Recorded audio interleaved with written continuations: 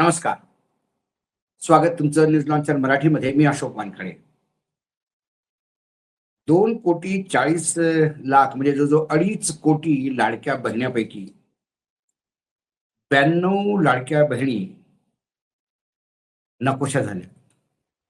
म्हणजे जवळ-जवळ 38%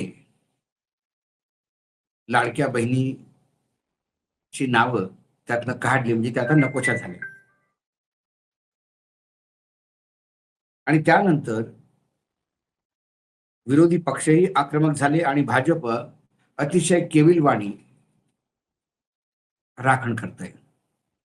आणि काही ठिकाणी तर फारच भाजपच्या प्रवक्त्यांचे असले आरोप आहेत की ते इतके हास्यास्पद आणि देवेंद्र फडणवीस सरकारला किंवा एकनाथ शिंदे सरकारला अतिशय कमजोर दाखवत आहेत.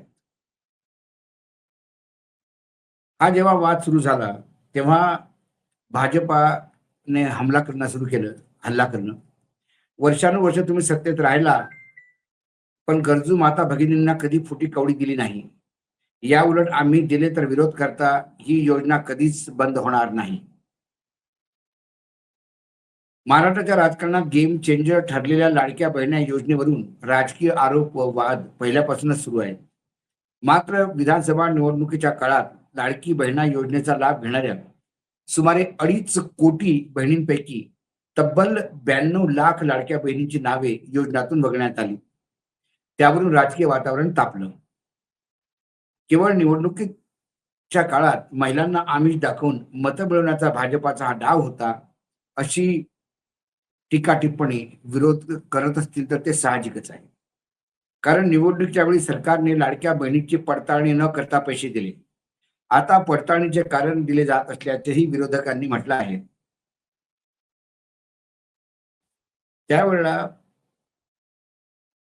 जो डाटा समोर आला तो असा की सरकारने केवळ एका महिन्यापूर्वी लाडकी बहिणा योजनेतून 80 लाख लाभार्थी कमी झाल्याचे सांगितले होते. मात्र आता हा थेट आकडा जो आहे 92 लाखावर पोहोचला, म्हणजे 12 लाख अजून त्याच्यात जोडलेले आहेत. 2,40,00,000 लाडक्या बहिणी होत्या निवडणुकीच्या अगोदर, आणि आता जर हा 92 लाखांनी हा आकडा कमी झाला, तर हा 38% एवढी त्याच्यात कमी आली, म्हणजे तेवढी नावं कापण्यात आली असं आपण समजू शकतो. आता भाजपाकडून याला जे उत्तर देण्यात येत आहे ते अतिशय हास्यास्पद आहे. ते म्हणतात की लाडकी बहिणा योजनेत 14 लाखाच्या आसपास पुरुषांची नावं असून काँग्रेससह इतर पक्षांनी ही नावे घोषवल्याचा आरोप भाजपा प्रवक्ता राम कुलकर्णी यांनी केली. त्यांनी अक्षरशः त्या भाजपाच्या सरकारचं रामनाम सत्य केलं. ही जर नावं 14 लाख घुसडली असेल काँग्रेसनी, तर सत्तेत बसलेले अधिकारी काय लोक, म्हणजे सत्तेत बसलेले सत्ताधीश काय करत होते? एकनाथ शिंदे मुख्यमंत्री होते, ते काय करत होते? कारण त्यांच्याच काळात तेवढं दिलं. उपमुख्यमंत्री आणि गृहमंत्री देवेंद्र फडणवीस होते. त्यावेळेला ते काय करत होते? भजन करत होते की डोळे मिटवून कलेक्टर्सना आदेश देत होते की जे नावं येतील त्यांना पैसा द्या? त्यात काँग्रेस काय करणार? आणि 14 लाख हा पण आकडा बोगसच आहे. थोडासा त्यांनी हा आकडा चेक करून घेतला पाहिजे, राम कुलकर्णी. आता म्हणतात ते की लाडकी बहिणा योजना आल्यापासून तुमचे पोट दुखत आहेत. विरोध करण्यासाठी तुम्ही न्यायालयात सुद्धा गेला होता, असं कुलकर्णी यांनी म्हणाले. वर्षानुवर्षे तुम्ही सत्तेत राहिला, पण गरजू माता भगिनींना कधी फुटकी कवडी दिली नाही. यावरून आम्ही दिले तर विरोध होतो. ही योजना कधीच बंद होणार नाही. वेळ प्रसंगी निधीत वाढ होईल, मात्र योजना पडताळणी करताना काही बोगस नावे किंवा शासकीय महिलांचे कर्मचारी यांना वगळावेच लागणार आहेत. तसेच केवायसी प्रक्रिया सुद्धा तितकीच महत्वाची असल्याने कुलकर्णी म्हणाले, सरकार ही योजना कधीच बंद करणार नाही. वडीवट्टीवार राजकारणासाठी संभ्रम निर्माण करू नये, असं म्हणत काँग्रेसच्या आरोपाला त्यांनी उत्तर दिले. पण आता खरं जर पाहिलं तर लाडकी बहिणा ही जी योजना होती, ती एक्झॅक्टली झालं काय? ही 92 लाख मतं जी आहेत ती वगळल्या कशी गेली? आता ती जी नावं आहेत, 38% जी कमी झालेली आहेत, त्यात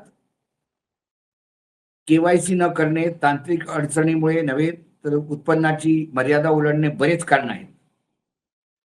आता त्यात त्यांनी दिले किती किती महिला कशा कशा वगळल्या गेलेल्या आहेत.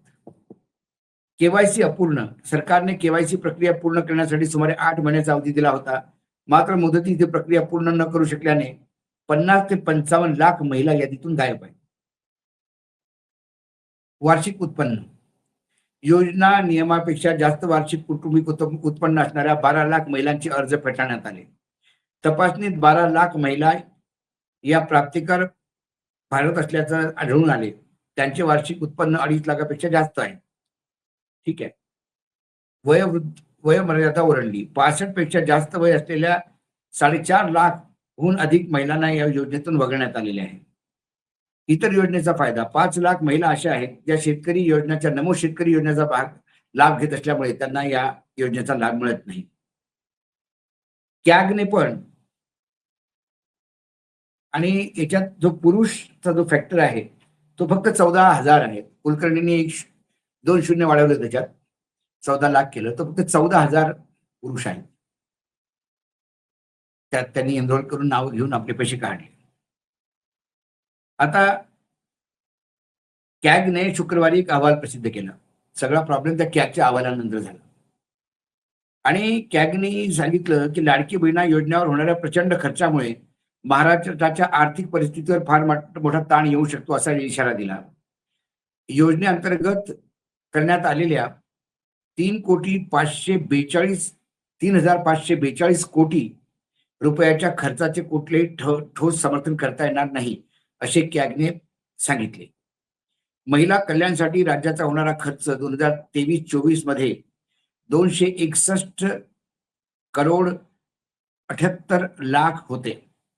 मात्र 28 जून 2024 रोजी लाडकी बहिणा योजनेला मंजुरी दिल्यानंतर 24-25 मध्ये हा खर्च थेट 33,514 करोड 36 लाख रुपयावर पोहोचला.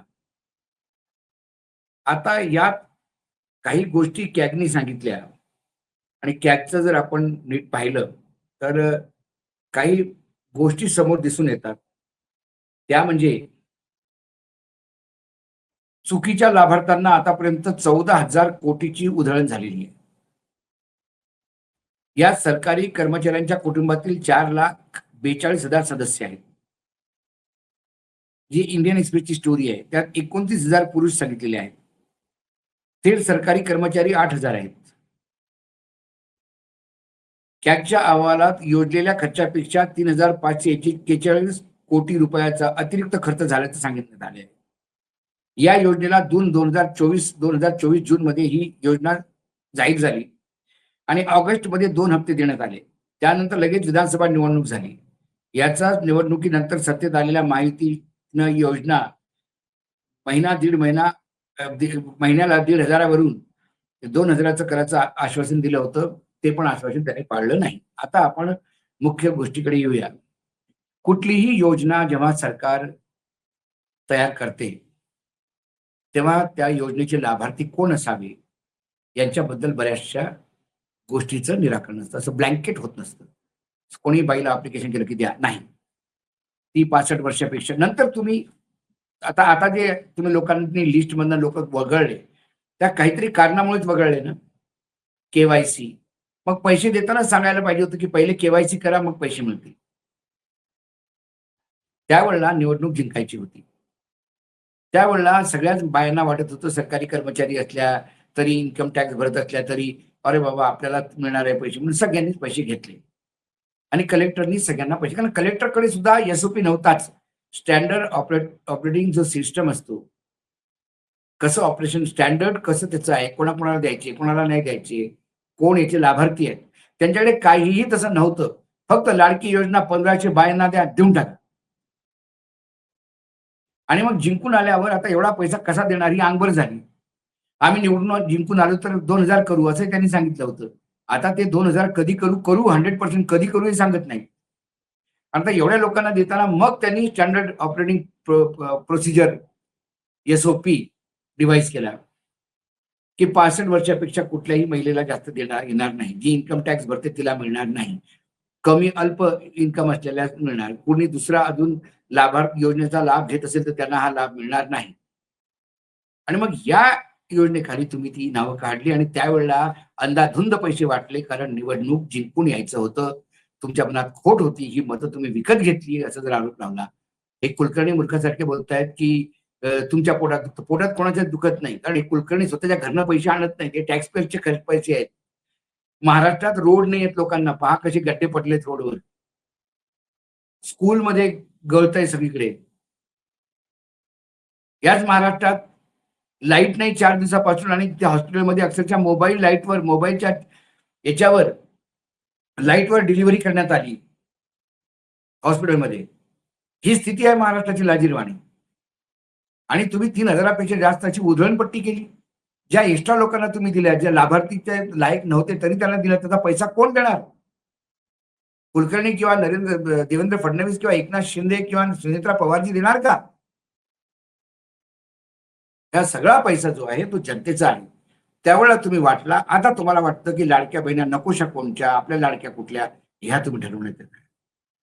गरज सरो वैद्य मरो हेच टेक्निक महाराष्ट्र सरकारचं आहे आणि हे आपल्याला दिसून येतं. आज न्यूज लॉन्चर मराठीमध्ये एवढंच. पुन्हा येतो काही विषयासोबत. तुम्ही नमस्कार. पाहत राहा न्यूज लॉन्चर मराठी.